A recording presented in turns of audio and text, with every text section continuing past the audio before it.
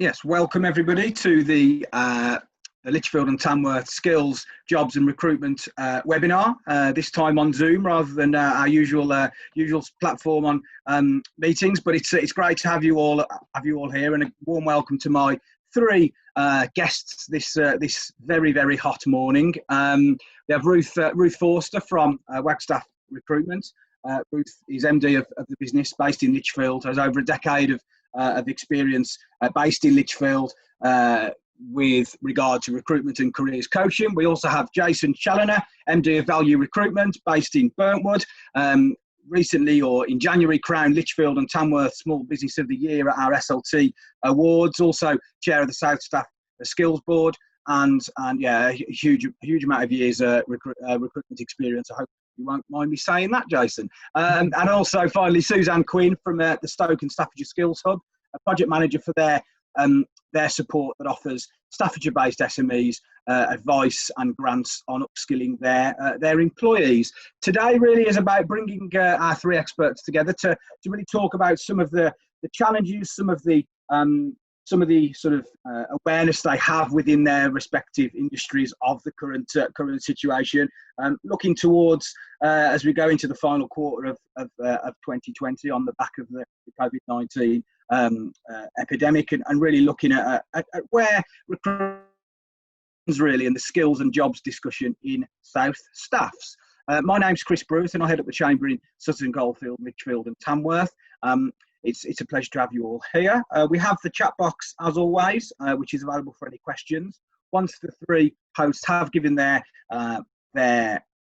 presentation, there'll be an opportunity for us to ask questions and really discuss in a bit more detail some of the themes that they have covered. So we'll get started without further ado. If I could introduce Ruth, first up from Wagstaff Recruitment. As I said, based in Lichfield. Yes, hi Ruth, how are you? You okay? Yeah, I'm rather warm. I'm rather warm, right. And I do have a window open, so I do apologise for any traffic noise on Wade Street in Lichfield. Fine, that's fine. Yeah, so Ruth, if we can pass over to you, if you share your presentation with the assembled delegates. Yeah. And yes, if you start, and we'll go from there. Thanks, Ruth. Brilliant. So it's a whistle stop for me, because I thought I'm going to give you an overview, and then these things are a lot better when we're discussing together. So you've got a whistle stop tour from me. So I will attempt to start to share. Yeah, I don't think that's worked. Apologies. No, that's good. We can see it. That's perfect. Can you see the screen okay? Yeah.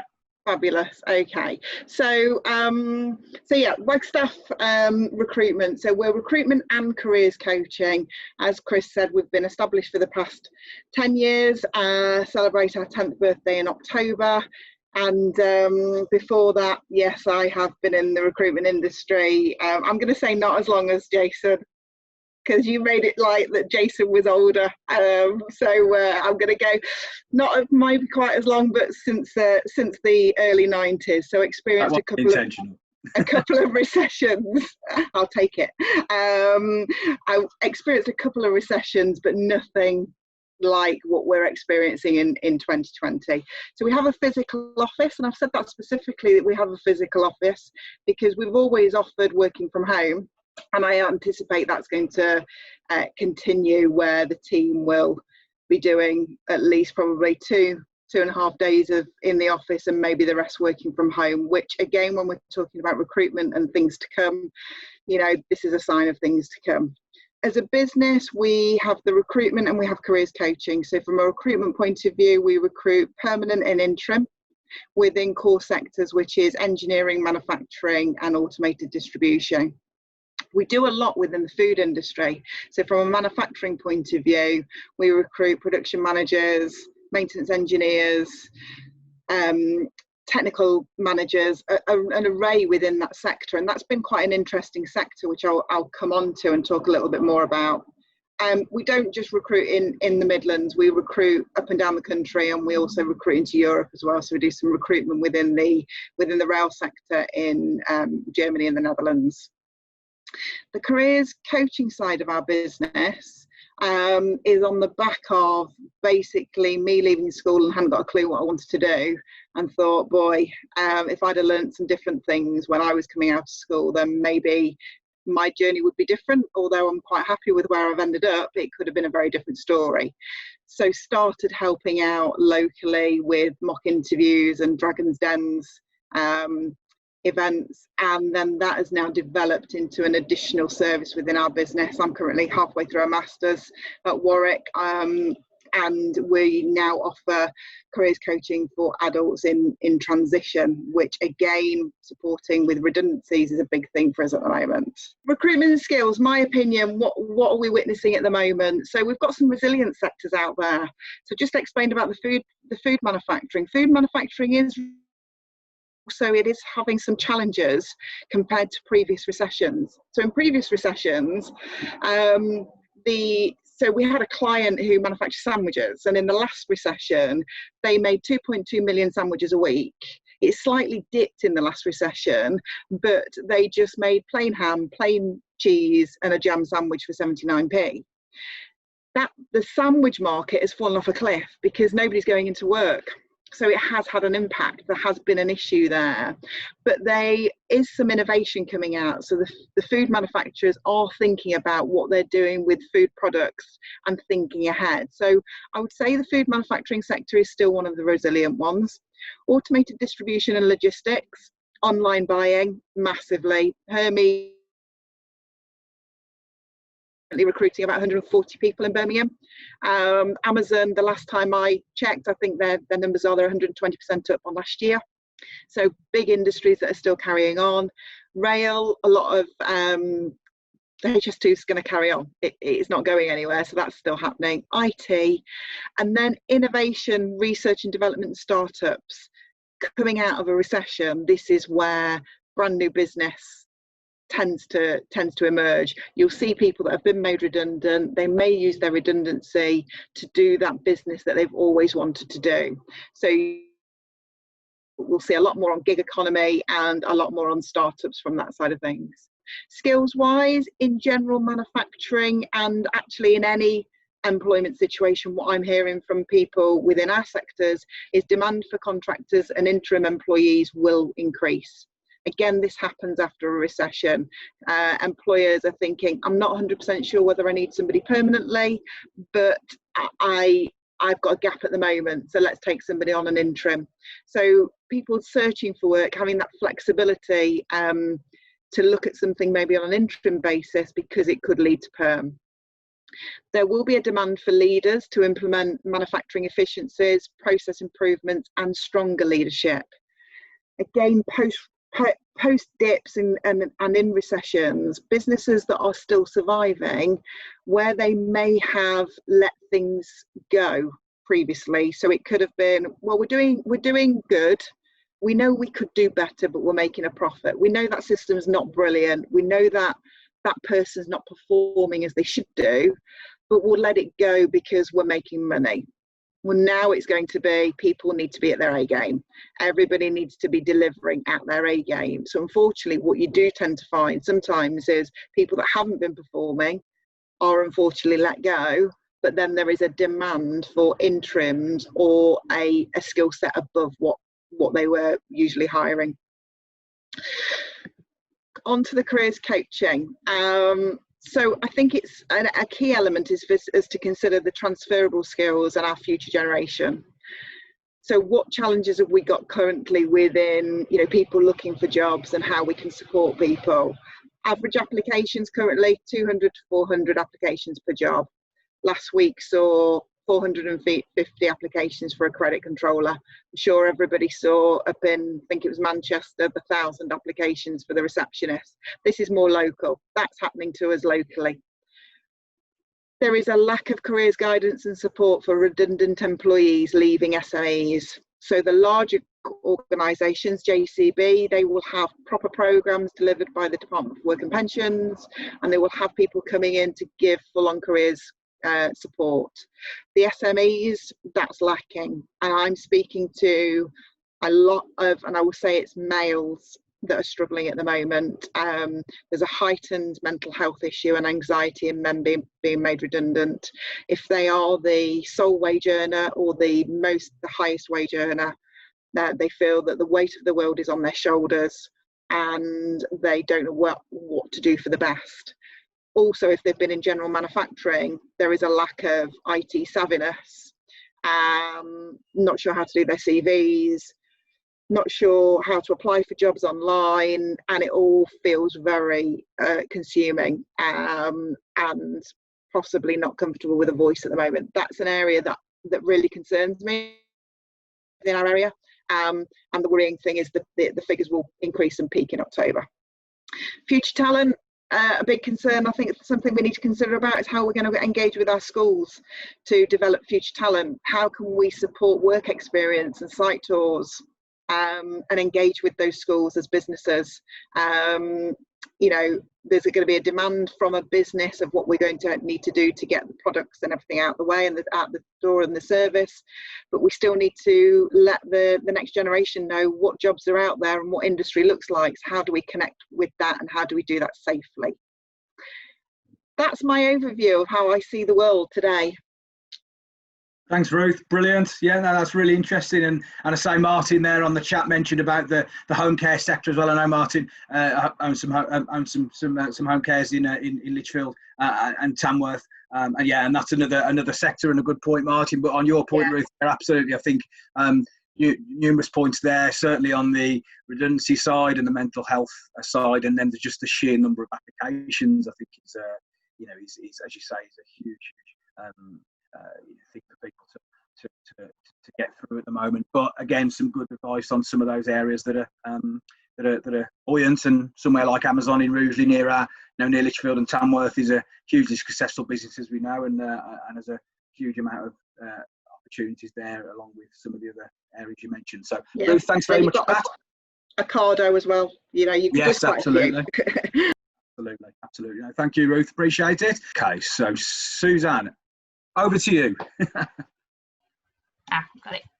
Okay, so here we go. So in terms of myself, I'm Suzanne Quinn, and I am obviously project manager. This covers the whole of the Staffordshire Leb. So what I'm going to do is quickly talk about an overview of what the Skills Hub is, so you have an understanding who's eligible and how we can help with your business at this moment in time.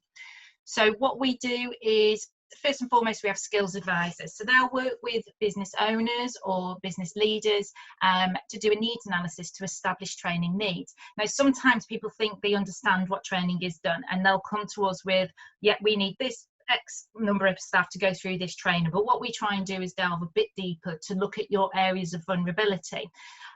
So, for example, working for home suddenly and people suddenly being on furlough is recognise that there may be one person within your company that can do one job that is really, really essential. So therefore, we need to look at how you can spread that skill set so there isn't that much vulnerability within a business.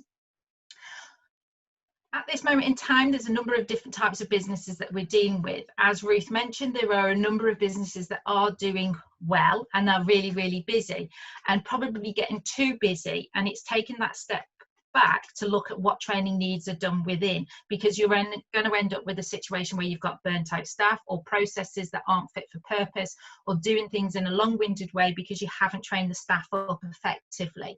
You've just gone with the orders, you've gone with the busyness, which is great, but now we're through that initial period. It's taking that step back to look at actual processes and what training could be identified to help make that smoother, so you don't get burnout, I suppose. If you have had to realign your business, so there may be new products that you're having to offer, new services that you're going to have to offer, and this is the business decisions that you have done during this period, but your staff are on furlough, so you're now bringing them back in. I say we're all advanced using Zoom and Teams, but obviously we still have technical issues, but we're bringing staff back who haven't been using these sort of systems, so it's making sure that they're trained up and invested in and made feel worthwhile when they come back to work. because there's going to be a lot of anxiety with those staff that are returning to what they're coming back into. And then the other side of the business is ones where you've had to let members of staff go. And that is a really, really bad situation for any business owner, because it's all about growth. It's all about wanting to invest in the staff. And if there's only a small number of you, it is more of a community, and it's a real shame when that happens. But what we have to focus on is the remaining staff and the morale within that. So investing in training and looking after their needs really helps with that morale, to ensure that there is a future and to get back to the stage where you are recruiting. Also, if you only have a team of 10 and you lose one member of staff, you are losing a certain skill set. So what you've got to look at is how that skill set can be retrained within your staff. So what we try and do is look at all that, and then we signpost you to a number of different delivery partners. So at the moment we have around 55 delivery partners that we work with, and we've got over 2,000 courses listed on our website. So if you know that you want to put someone through Excel, you could just go on our website, type in Excel, and it will bring up a number of options. The first port of call, especially at this time, but in any situations, we would identify and discuss all the different funding options, because I think people think with training it comes with cost, and that isn't always the case. There are a high volume of courses that are offered that would be fully funded for SMEs throughout your area, and we would signpost if they were the appropriate courses to that. You also have apprenticeships, which again is for your entry level, but we would talk through how you would take on an apprentice and what training is involved. With apprenticeships, they are a long-term investment, so it's a 12 to 18-month commitment. So if you are looking at training that's just more short-term, then the apprenticeships wouldn't necessarily be the best fit. So what we try and discuss more is the bespoke training. So this is training which is only needed for your business, and therefore we have an eligible grant which is up to 48% of the grant. I say up to 48%, and we'll come on to that in a bit, but the key criteria, before we go on to what sort of courses that involves, is that you must be based within the Staffordshire LEP area. So that includes Tamworth, Lichfield, Burton and Cannock. You must be trading for 6 months plus and must be defined as an SME, but our advisors will be able to talk you through that to make sure that you are eligible. In terms of courses, these are just a sample of the courses that we've offered over the last few months. Some of them are courses that you recognize, so things in like LinkedIn and sales. LinkedIn and sales courses have been really, really popular over the last few months, because I think because networking events and networking has basically come to a standstill overnight, where a lot of people get their business leads from, business opportunities from, have had to rethink how they're going to gain new business. So these courses have been really, really popular. You've also got places like QuickBooks and Cardex and Xero, where they're software, so it's what software systems that you're using. We all have systems where we're paying for these licenses. I'll be honest, we've had Microsoft and we've had Teams on our computers forever and a day, but up until 3 months ago, I'd never used it. But these are services that you're paying for and can be utilised, and training can help to make sure you get the best out of that. We have other courses. I mean, you probably look, there's one there, it's called The Carriage of Lithium Batteries, when you're probably thinking that's not going to suit my business, and I don't blame you, but it shows the uniqueness that training can be offered and what is relevant to your business. So you've got to think what would help your business. So with all these, we can offer 48% of the cost, and we can work through that grant with you. So what does that mean in reality? So that's 48%. The maximum we can offer is £5,000 for one project. So that's why we say up to 48%. But majority, I would say, is always under 5,000. The minimum project cost, we would be looking at around £250. So that would be a grant of £120. The only criteria that I have is the training can't have started. But if you have got training booked or something that you're looking for in the near future, then obviously please give me a call. You can have multiple grants, it's not restricted. So if you've got 2 members of staff within credit control that need upskilling, you have sales staff that need upskilling, and engineers, then obviously we can look at each of those as separate projects. And I talk about the delivery partners that we have, but the training grants do not have to be delivered by our training approved providers. And the reason for that is if you are having training done on a CRM system, then that training is done by that CRM company, usually not a training provider. So that's just an important note. Next, I've got listed is 2 examples of case studies. So what does it mean in reality? How much money are you actually going to get? So we had one company where they were sending 15 staff for problem solving and maintenance. What this meant was when they were booking jobs, they had a bigger selection of staff that they could put onto that training. What I liked about this case study is they booked it, or they could only afford to send 10 staff on the training. And then when they came and spoke to us and we said they would get a grant for it, they, instead of thinking of the money that they would save, what they did is put all of their staff through the training, which gave more flexibility within the company. But as you can see, the project cost 10,000, and so we 10,725, so they got a grant for £5,000. The other example is probably at the lower end, so this is QuickBooks. But the importance with things like QuickBooks is if you use accountancy packages properly. In this instance, we had 2 people go on. One was the business owner, so they had a better idea of how the systems work and could have more control over their cash flow. They could interpret the reports better, and they could do more with that information rather than having to always speak to their accountant, which came with a cost. And again, with the administrator doing more inputting and more understanding of what was needed to do to prepare the accounts before they went to the accountants, they actually save money year on year now because they can do more within in-house and have a better control of their cash flow, which again is essential at this time, as you can imagine.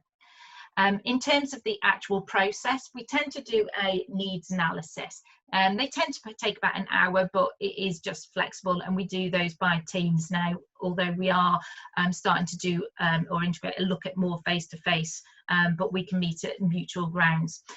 In terms of the application form, it's just a basic form with your company details, why you're looking for the training, how it would benefit you. We send out an offer, it's signed and returned. There is evidence that needs to be. So what happens is you have to pay for that invoice up front. So we need to see a copy of that invoice, a copy of proof of payment, and then evidence that the training is taking place. We do collect and submit the evidence on a quarterly basis. So I will be honest, there is sometimes a delay. So if we've just submitted Q2, but if you did the training in April, it might be late July, August that they'll get the money. So there is that time so you do need to consider that. But if you've got the letter and the offer, then you know that that training will be taking place and you will get the finances. And that's it. So that's the contact details. And obviously, if there are any questions, then we can discuss them with Chris in a later point.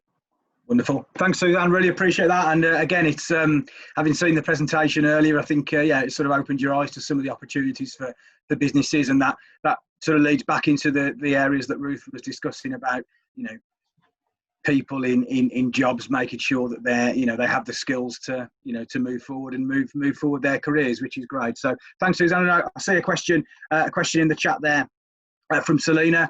So we'll come back to a few, and also one from Julie as well, and also Samina. So we'll come back to those questions in a moment. Jason is with us, but his Wi-Fi is a little bit, shall we say, ropey. So I will sort of update a few of the areas that Jason wanted to speak about. You know, from his point of view, similar to Ruth in the sense of those temporary and contract positions. I think, you know, that's certainly an area in those industries that he's going to see an increase. I think in construction specifically, you know, the skill shortage due to a lack of apprentices, you know, across the UK is still there, and it's still an important you know, discussion to have on that. Obviously, the short-term contract side is something that you know, due to the uncertainty, is certainly being seen from a recruitment point of view. A positive from Jason was, of course, around the civil and infrastructure projects that, you know, are increased through you know, through contracts coming in for hospitals, for schools, for care homes, for roads, for larger projects.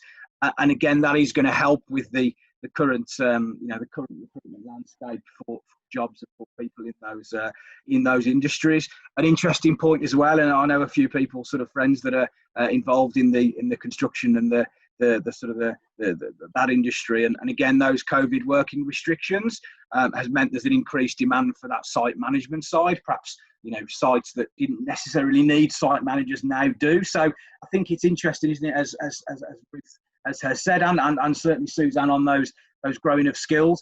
that's the key in this current climate, isn't it? Things are changing. They're changing incredibly quickly. Sometimes at the space of days or hours. If you look back to the school announcements in the last few 12 or 18 hours. So things change very quickly, and I think that is obviously going to fall back onto the more of a short-term temporary measure in the employment picture, perhaps than permanent. So that was very much Jason's side. To say we'll come on to the questions now. So if there is any questions for people from for the panel, from people on the call, please put them in the chat box. I can see one from Selena. We'll start with about the skills hub. Obviously, do we have a skills hub in Lichfield only? Obviously, I'm assuming yours covers various areas, but just fill us in about that area. And Selena, if you put where you're based, I'm sure Suzanne could sort of advise if it's not in this area where you're based. Yes, so we cover Lichfield, and we have an advisor who covers that area. So she covers the 4 areas: the Cannock, Lichfield, and Burton. So as long as they're based in Lichfield, then we can support through the skills hub. And I'm assuming there's other sort of hubs further afield across the UK that do a very similar job.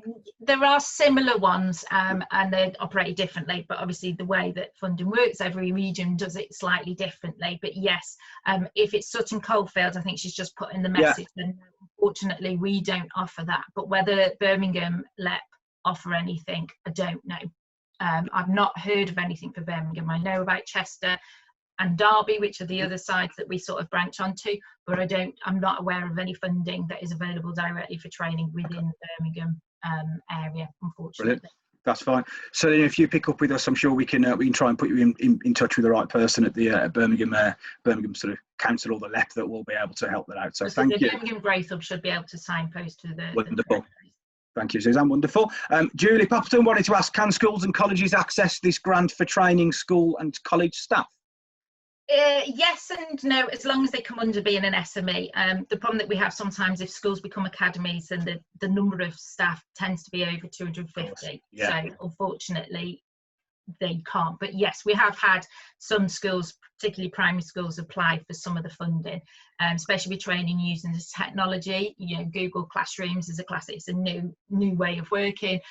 So upskilling teachers and college staff and using that is something that is a necessity. But as long as the college, or I wouldn't imagine a college would come on under a SME, unfortunately. But yes. Worth asking the question, Julie, and I'm sure Suzanne will be able to update you on that, which is great. Ruth, I just wanted to bring you in on the conversation. Obviously, from a recruitment point of view, you mentioned the various sort of areas around that skills side and that future talent. I suppose you mentioned things are strong, but then you've got those number of applications.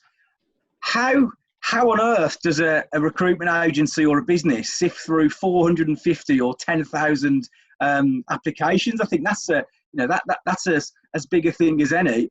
How do you choose those people, and how do people make themselves stand out? So there's various elements to this, so I'll quickly go through where my view of it is. So if I give you the on the credit controller, out of 450, there was only 15 that were suitable. Okay. What you've got people applying for absolutely everything and just clicking the button. And out of those 11, there was 4 that the recruiter wanted to phone straight away.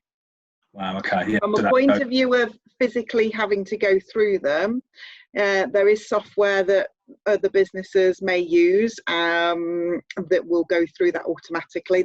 You may get calls from robots that will ask you certain questions, and they will sift it that way. So there is times that, and they will also identify that when you apply for a role, whether you physically applied for it or whether you've set your settings up to just apply for all of these jobs in Litchfield, because that's what you can do.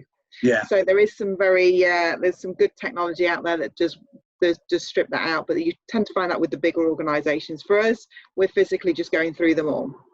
The challenge for us is that then you're seeing a lot on social media about, I wish people would just give me some feedback, and not the generic thank you for your application. Well, we have a generic thank you for your application because we know we can't reply to 450 people, because I need to be having careers coaching conversations with people in depth to help them properly. So there's that element, but there's another interesting element to this. So we've put an advert out to recruit. We've got a new member of staff starting with us in September, and we have put an advert out for another member of staff to join us, because my view is recessions are temporary. I'm hoping, even though I've judged a fair bit of this stuff are pretty wrong, I thought we'd all be back to normal by June. How wrong was I? But I am hopeful that by March next year we will start to be coming out of what we're in at the minute, and it takes us 6 months really to train somebody up. So for us to have a solid team that are working and delivering into the spring of next year, we're going to hire. So I put an advert out, and in the advert it says very clearly, this is the application information. Please do not click apply. Please find my email address, send your CV with a cover note, and this is my phone number. Nobody has done it. Everybody's clicked apply. So how do you stand out? You read the advert, you make contact directly with the hiring manager, and you try and make yourself known. That's the way that you're not a number. Okay. No, that's really good. We've got a free weekly Be Career Confident on Crowdcast, which we go through all of this stuff with people of how to do it. It's half an hour. So if you hear anybody being made redundant, that we wanted to put something out there where you can reach the masses, because 45-minute conversations for me and my team is, you only can get through so many people a day. Isn't there? No, that's really good advice. And I think that's the key, isn't it? Is I suppose as even if you're already in a job and you're looking for a change, it's having the passion for the job you're applying for, and then making that clear to the hiring manager, as you say. And that's an interesting story. Some good advice there. I appreciate that, Ruth. Thank you. Suze, I just wanted to bring in, I suppose, another area you'd mentioned that really sort of interested me is that the year-on-year cost savings that individuals with well-trained skills in business can give. And I think that was a really good point in your presentation, that if you train someone up who's an expert in their field within the business, you then don't necessarily have to keep training other people in the, other staff in the business.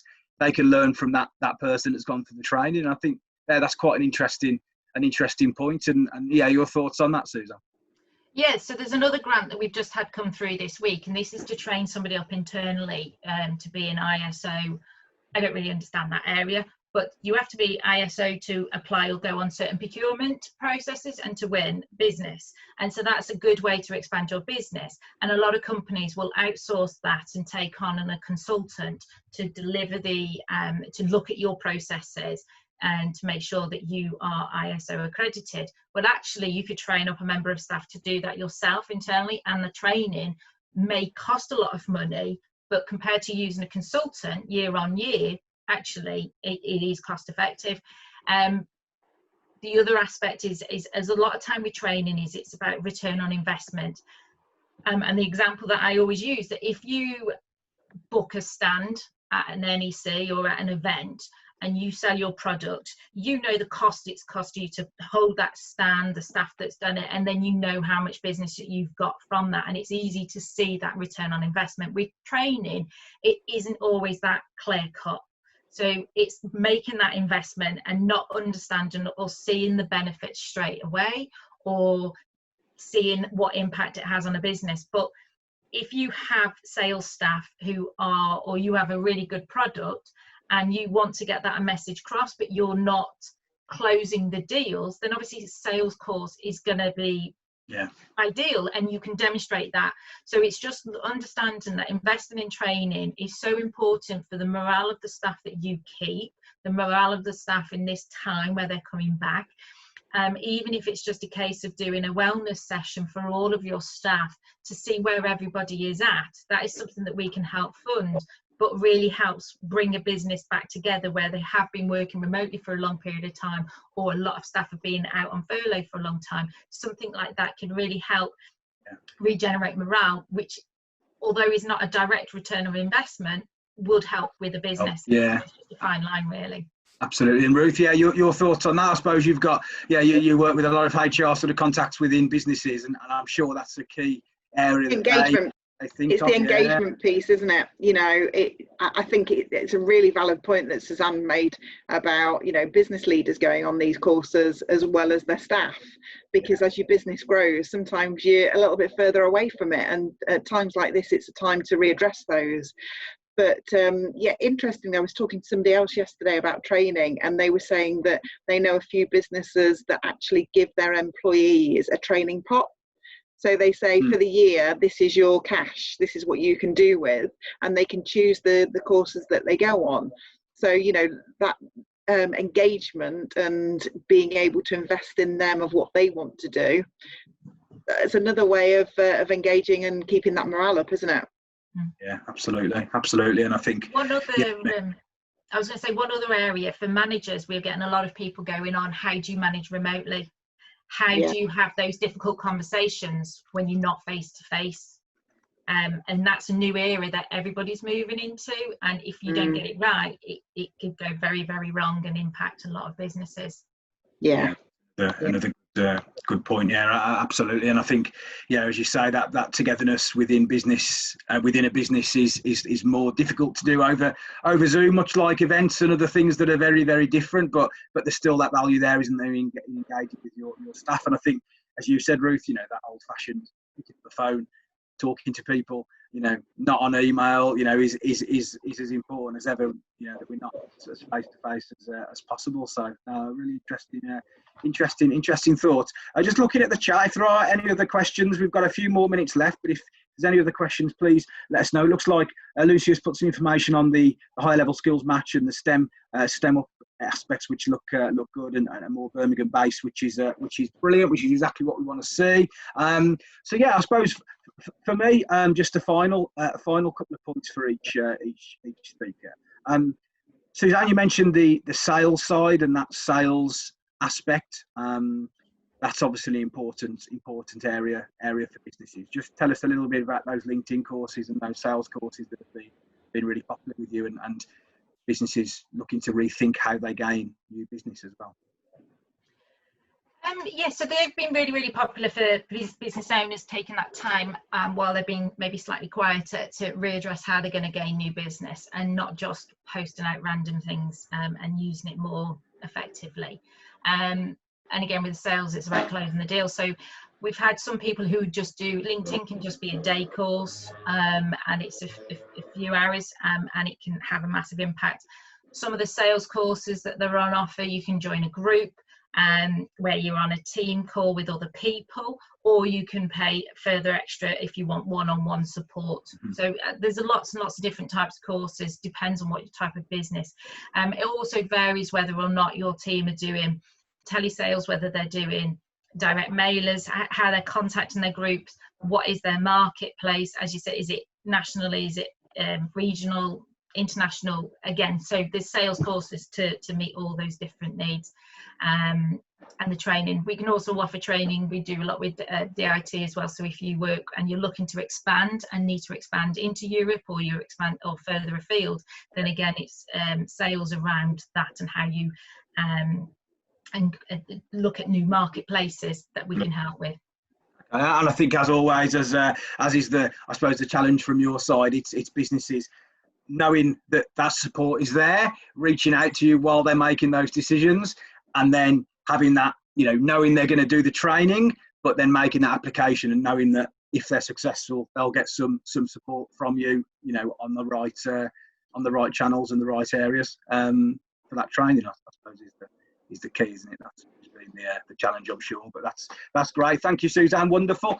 Ruth, just a final word from yourself. You gave some great advice about the contact your hiring manager, contact on the skills sort of side. Just give us your final sort of views on the skills. I know we haven't covered the youth and sort of future young people side. So if you want to give us a quick thoughts on that as well. I know that's something that various people in the room are very involved in. Certainly Julie at Stephen Sutton Academy is a huge sort of supporter of that area, and again we could do a whole new webinar on young people's skills ahead of the announcements for the results this week. But yeah, just give us your final advice, and then a short sort of view on some of the work you're doing around young people. So I think we all know that the youth employment is going to be one of the biggest challenges. There's going to be so many skills challenges, and it's split into a little bit of two, really. So if we take the youth first of all, there is some great government support out there for businesses to take on younger members of staff and trainees. So for students who are coming into the market at the moment, my advice would be, again, get out there, network, communicate, reach out to people directly, showcase your skills as clear as you can, and be open to change your skills and have that transferable mindset. Whilst the numbers are going to be challenging, the government has put something in place there. So if you take somebody on now, there is a financial benefit for taking on a younger person. I'm quite worried about the older generation. So I'm quite concerned about the 50 plus. Now, there is no upper limit to do an apprenticeship, but obviously if you're going to do an apprenticeship, it's going to come with financially a very different package than what you probably were on.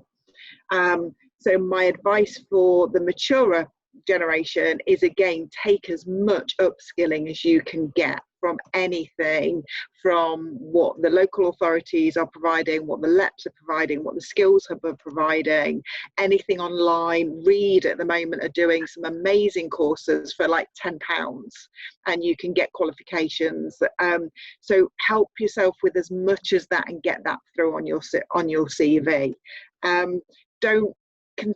There is a physical skills thing there of, you learning a skill practically, but then don't forget to showcase your interpersonal skills. That's what businesses are always looking for, and businesses will always say they'll take the attitude over the skill any day of the week, because they can then apply for some training for them and get them trained themselves. So it's really about you presenting yourself in the best way.